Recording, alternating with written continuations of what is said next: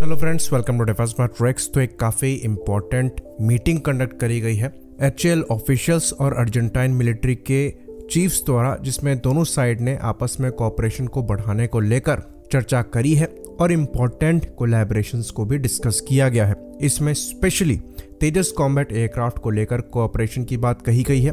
साथ ही साथ एचएएल द्वारा बनाए जाने वाले हेलीकॉप्टर्स को लेकर भी कोऑपरेशन की बात कही गई है।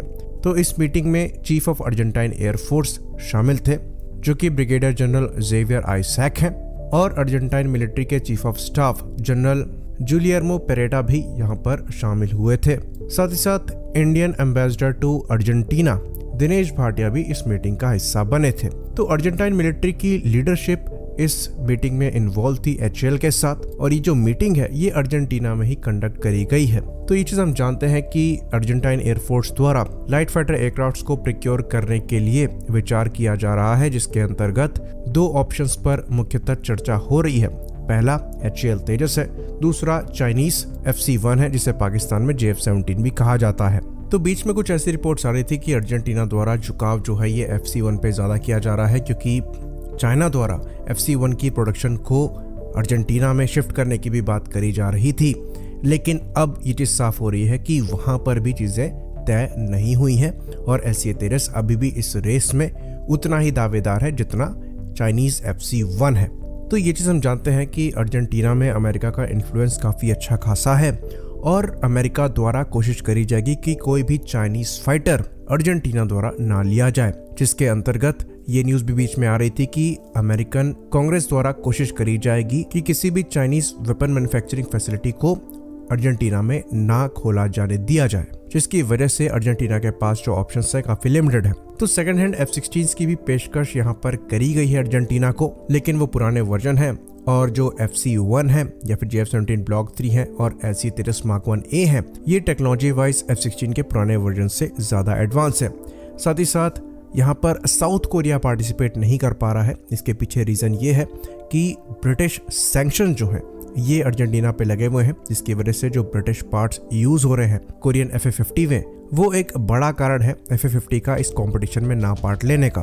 वरना पास्ट में कुछ ऐसी रिपोर्ट्स आई हैं कि अर्जेंटीना की पहली पसंद FA-50 ही था।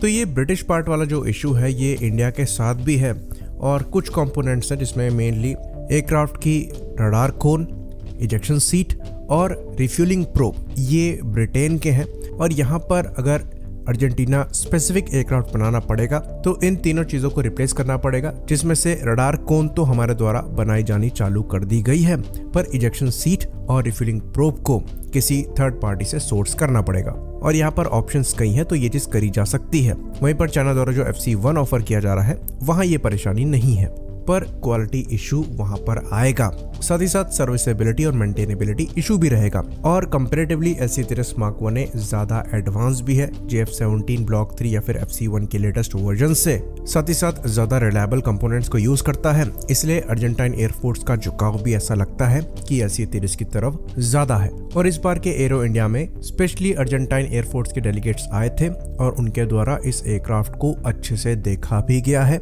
साथ में वो अपनी टेक्निकल टीम के साथ आए थे, तो प्रॉपर इवैल्यूएशन भी इस प्लेटफॉर्म को उनके द्वारा किया गया है। तो डेफिनेटली उनको ये चीज साफ हो गई होगी कि JF-17 से ये एयरक्राफ्ट काफी ज्यादा बेहतर है। साथ ही साथ ये बात भी हम यहाँ पर ऐड कर दें कि एचएएल द्वारा हाल ही में एचएएल तेजस के लिए एक और प्रोडक्शन लाइन को खोला गया है। तो टोटल 24 एयरक्राफ्ट पर ईयर के हिसाब से ये एयरक्राफ्ट मैन्युफैक्चर किए जा सकते हैं। यानी कि एचएएल द्वारा ये भी पॉइंट रखा गया होगा कि अगर एक्सपोर्ट ऑर्डर मिलता है तो इंडियन एयरफोर्स के ऑर्डर की वजह से वहां पर डिले नहीं होगी, क्योंकि जो प्रोडक्शन कैपेसिटी है वो एनफ है अर्जेंटाइन एयरफोर्स की भी रिक्वायरमेंट को पूरा करने के लिए। तो अब यहाँ पर आगे क्या होगा ये फ्यूचर में देखने वाली बात होगी। बाकी एचएएल के हेलीकॉप्टर्स को लेकर भी यहाँ पर चर्चा हुई है, जिसके अंतर्गत ALH ध्रुव हेलीकॉप्टर्स को लेकर भी चर्चा हुई होगी, जिसके डिफरेंट वर्जन हमारी आर्म्ड फोर्सेस के साथ सर्विस में है। साथ ही साथ LCH प्रचंड को लेकर भी यहाँ पर चर्चा हुई होगी, जो कि एक लाइट कॉम्बैट हेलीकॉप्टर है और अगेन हमारी आर्मी और एयरफोर्स के द्वारा यूज किया जाता है। बाकी हो सकता है IMRH को लेकर भी यहाँ पर कोलैबोरेशन की बात हुई हो, जो कि हमारा एक मीडियम कैटेगरी का हेलीकॉप्टर होने वाला है। आई होप इन्फॉर्मेशन यहाँ पर क्लियर रही हो। इसी बात पर इस वीडियो को हम खत्म करेंगे। लाइक करिए, सब्सक्राइब करिए। जय हिंद।